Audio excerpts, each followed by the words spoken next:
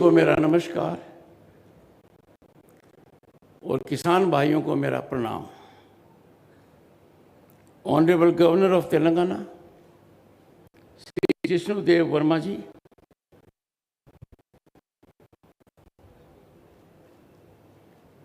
Most respected,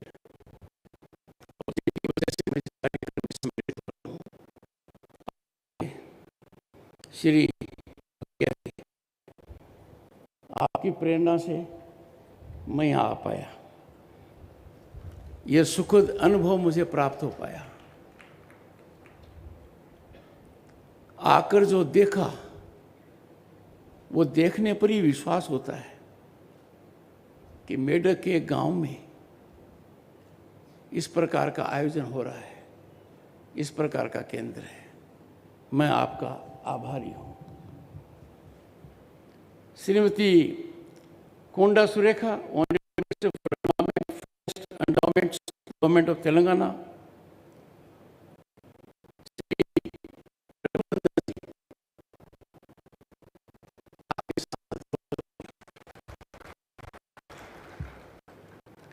Shri P Rao, chairman Grameen Vikas foundation,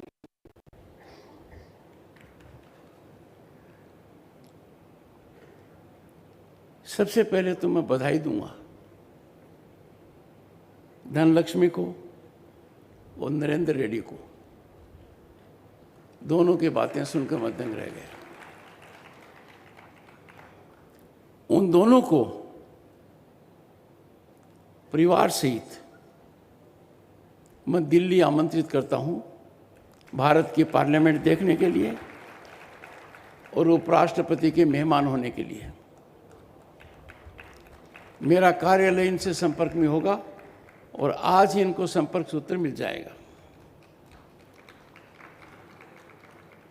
I take the opportunity also to invite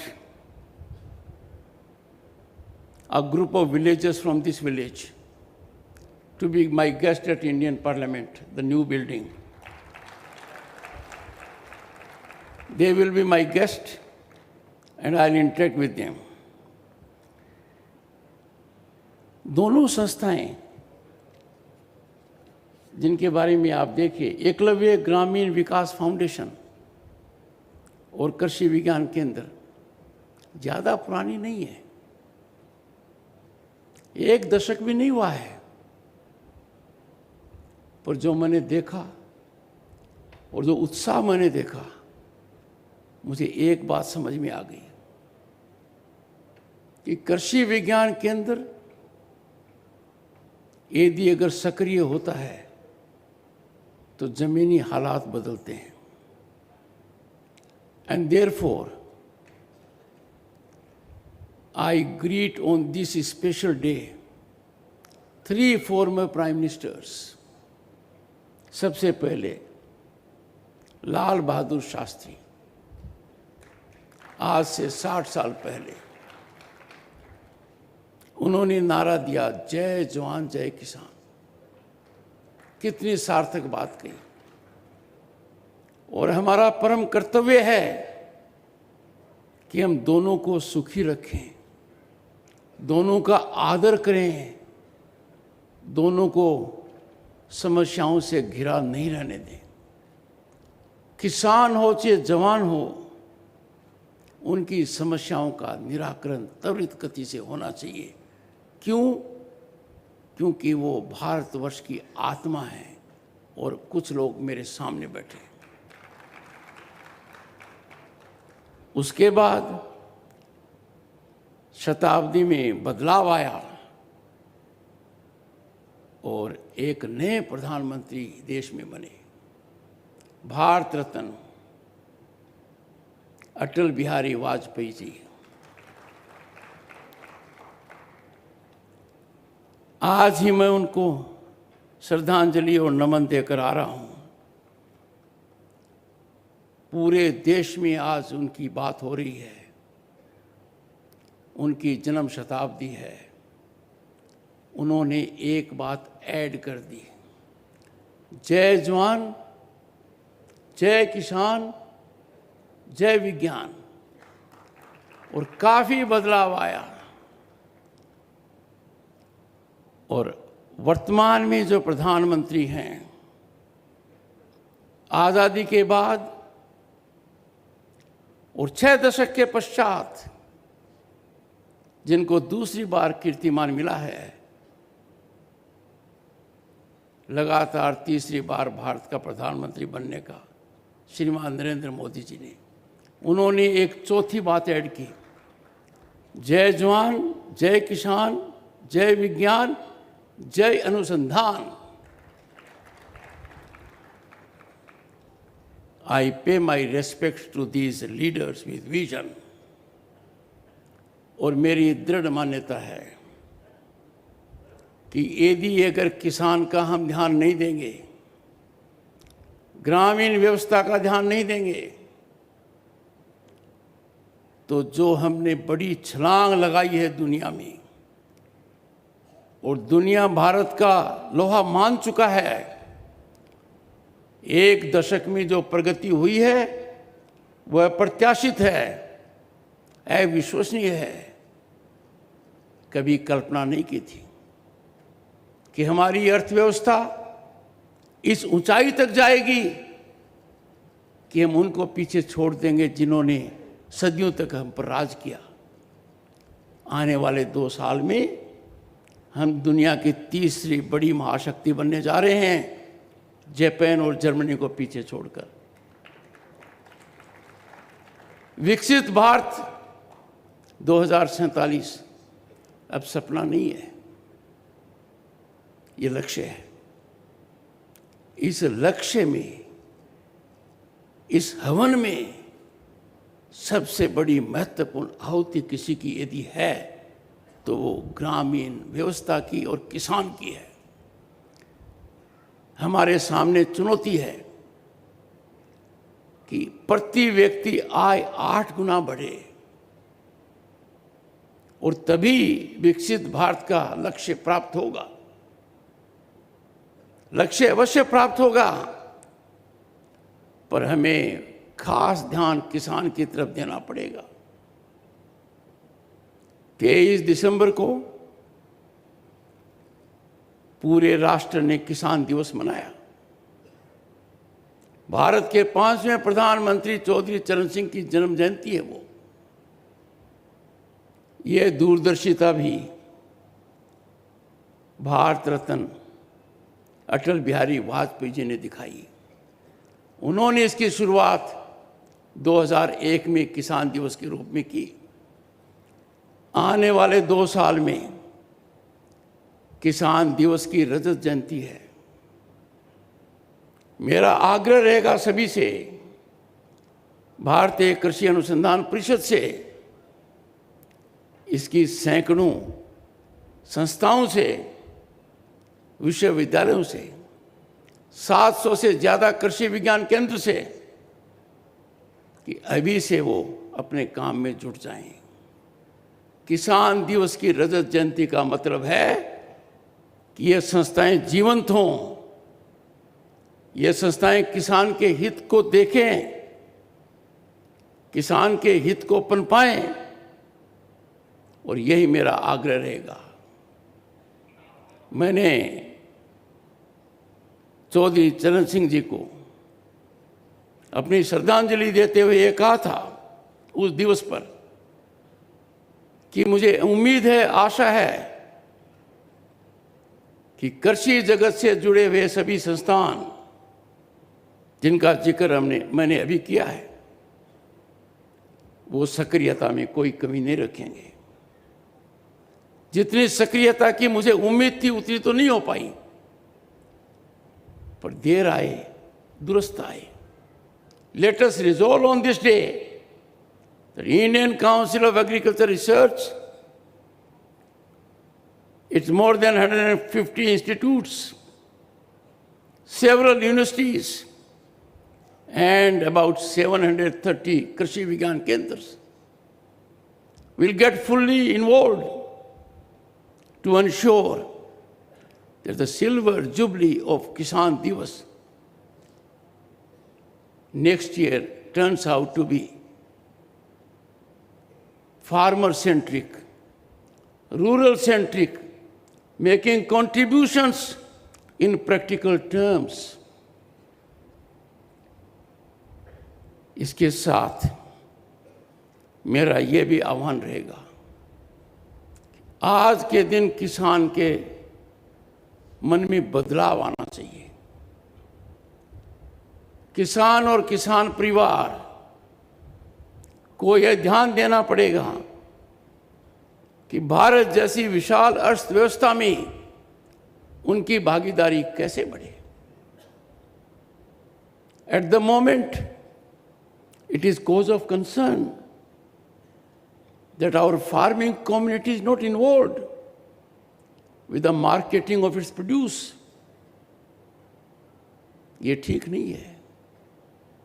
किसान को अपने उत्पादन का व्यापार करना चाहिए। किसान को अपने उत्पादन व्यापार में हिस्सेदारी लेनी चाहिए। किसान के बहुत सी समस्याओं का निराकरण इस बात से हो जाएगा। It will motivate the younger members in Kisan families to act vigilantly and participate in marketing of agriculture produce. आखिर वो तो किसान का ही है। And the second, with these institutions like Indian Council of Agriculture Research, Krishi Vigyan Kendras, universities, they must engage into activity. How best the farmer can add value to his produce.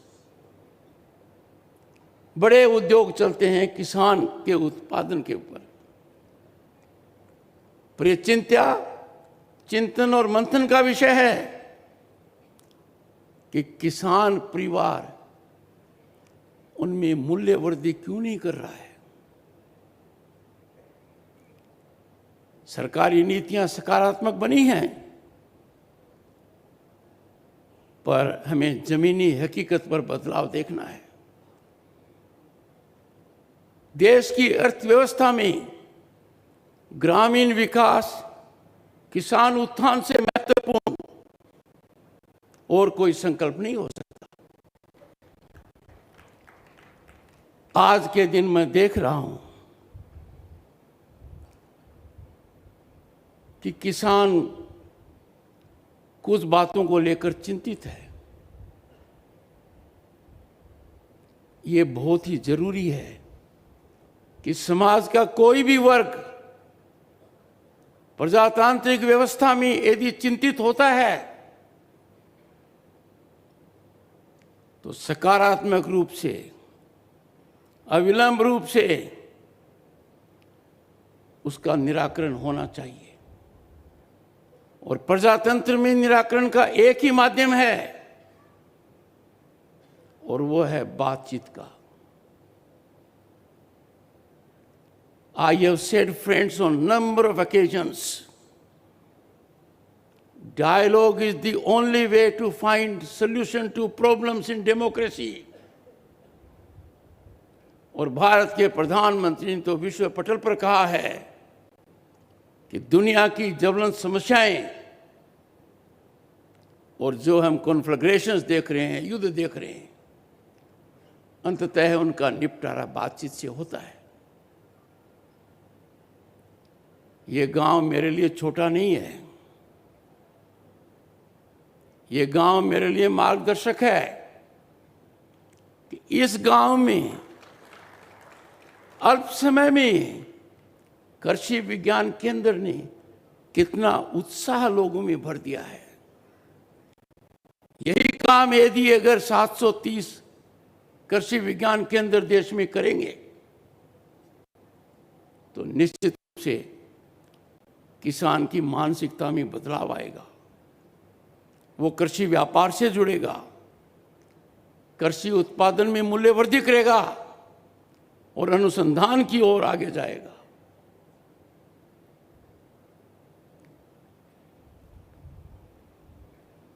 देश इतनी गति से आगे बढ़ रहा है, जो सोचा नहीं वो हो रहा है। आज के दिन जल हो, थल हो, आकाश हो, अंतरिक्ष हो, भारत छलांग लगा रहा है। और ऐसी परिस्थिति में विश्व और देश में कुछ लोग हैं जो हमारी प्रगति को पचा नहीं पा रहे हैं, हथकंडे अपनाए जा रहे हैं। I see around friends sinister convergence of forces inimical to progress of Bharat. और उनकी शैली बड़ी विचित्र है। एक नैरेटिव की शुरुआत करते हैं, उस नैरेटिव के पंख लग जाते हैं, फिर उस नैरेटिव से मुकदमे हो जाते हैं, फिर उस नैरेटिव से आंदोलन हो जाते हैं। ऐसे मौके पर हर भारतीय का कर्तव्य है कि वो राष्ट्रवाद में अटूट विश्वास रखे, नेशन फर्स्ट, मेरा देश पहले, इस भावना से कार्यरत करे। मैं मेरी एक वेदना यहां प्रकट करना चाहूंगा। आप थोड़ा सा अंदाजा लगाइए, गांधी जी ने स्वदेशी का नारा क्यों दिया था? वर्तमान प्रधानमंत्री ने वोकल फॉर लोकल क्यों कहा?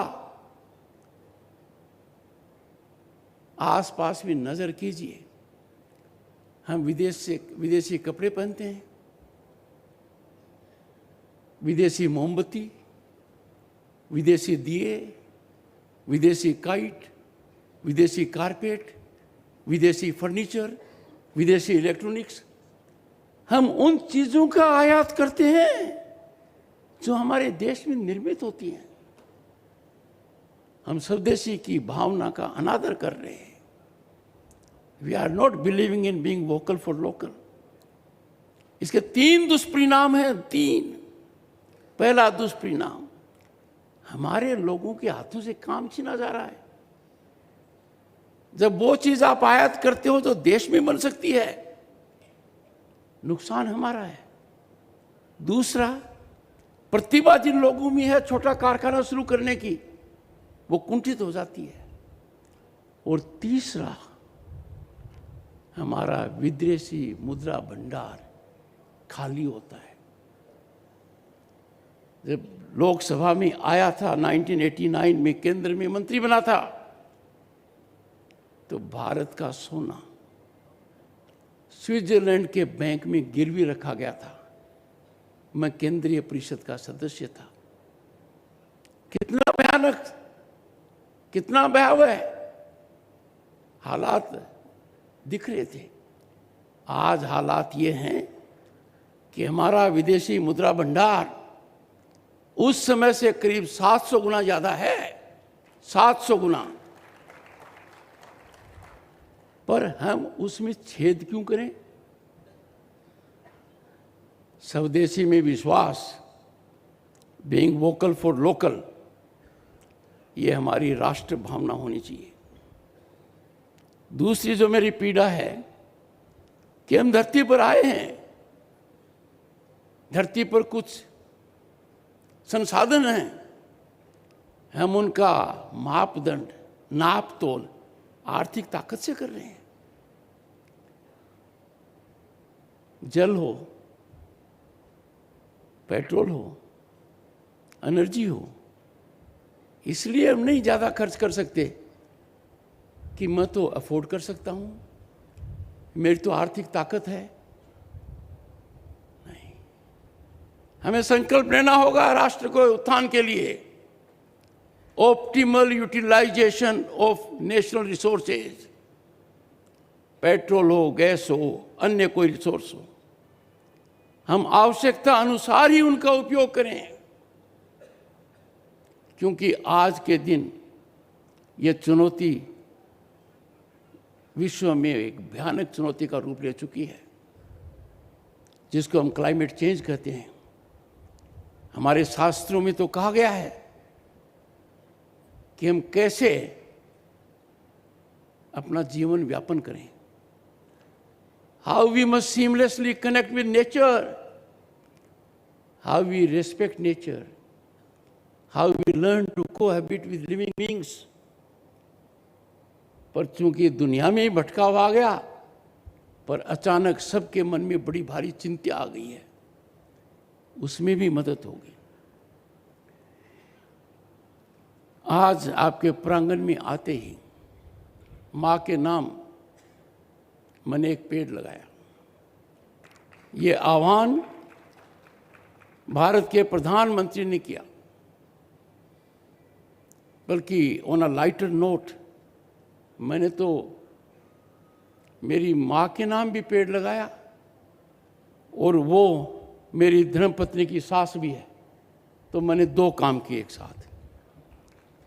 पर मेरा आपसे आह्वान है, ये जन आंदोलन बन चुका है। ग्रामीण परिप्रेक्ष्य में ये बड़ा आंदोलन होना चाहिए। हम अवश्य एक पेड़ लगाएं, उसे ज़्यादा भी लगाएं, उनका सर्जन भी करें, संरक्षण भी करें। मैं देखता हूँ ग्रामीण व्यवस्था में सब्जी बाहर से आती है, फल बाहर से आते हैं। ऐसा क्यों? कृषि विज्ञान केंद्र और ऐसी संस्थाओं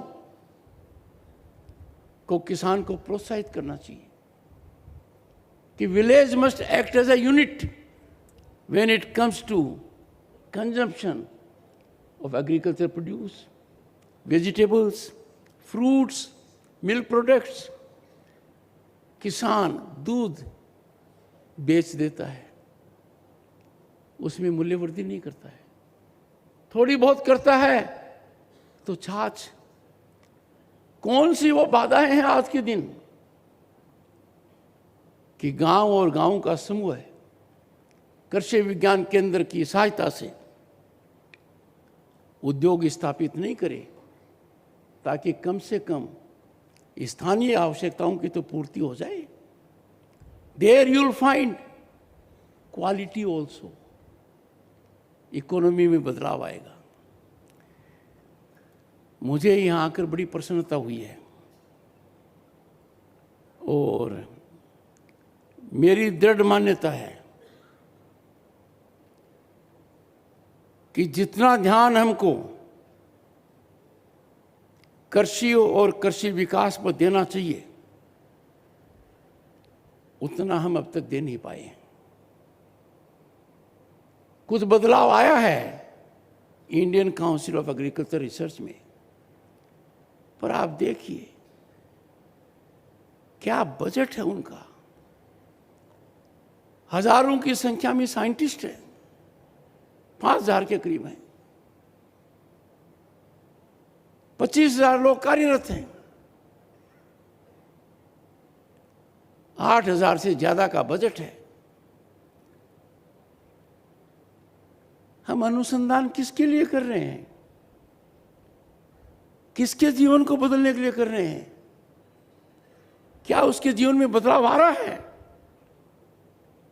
Friends, time has come to audit these institutions. And the best way to audit an institution is self-audit.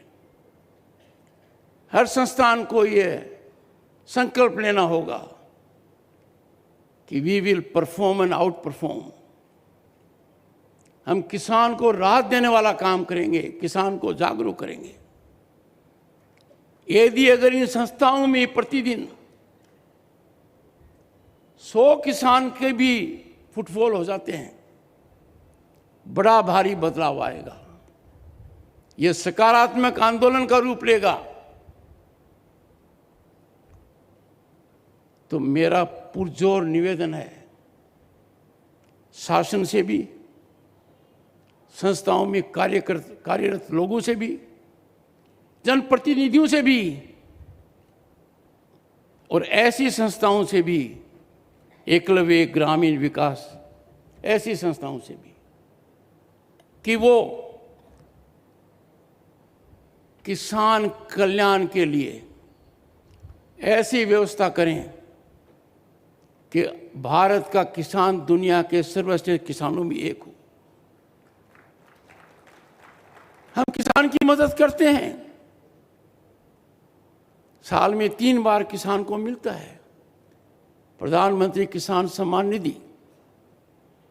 उसमें बदलाव की आवश्यकता इसलिए है कि वो तो स्थायी है और अर्थव्यवस्था में इन्फ्लेशन है, स्वाभाविक है। हमें सोचना पड़ेगा कि उर्वरक, फर्टिलाइजर, ये सब्सिडी है, क्या इस सब्सिडी का सही फायदा किसान तक पहुंच रहा है? I will strongly appeal to these institutes and Krishi Vigyan Kendras to come out with a formula, ताकि ये सब्सिडी किसान को सीधी पहुंचे। क्योंकि तकनीकी रूप से भारत ने दुनिया में झंडा गाड़ दिया है। 10 करोड़ से ज़्यादा या इसके आसपास किसान जब साल में 3 बार ये लाभ प्राप्त कर सकते हैं, सब्सिडी का लाभ भी प्राप्त कर सकते हैं। और जैसा बघेला जी ने कहा, उसका एक नतीजा ये होगा कि जब उसको वो सब्सिडी मिलेगी सीधे अपने अकाउंट में,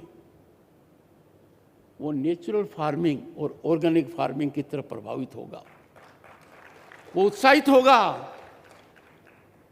और यही मेरा दृष्टिकोण है सोलर घर के लिए भी। सोलर घर के बारे में भी, क्योंकि ग्रामीण व्यवस्था से ज़्यादा जुड़ा हुआ है, इसमें बहुत लंबा अर्थ लग रहा है, पर गांव के आदमी की भी आर्थिक भागीदारी है। गहन अध्ययन होना चाहिए।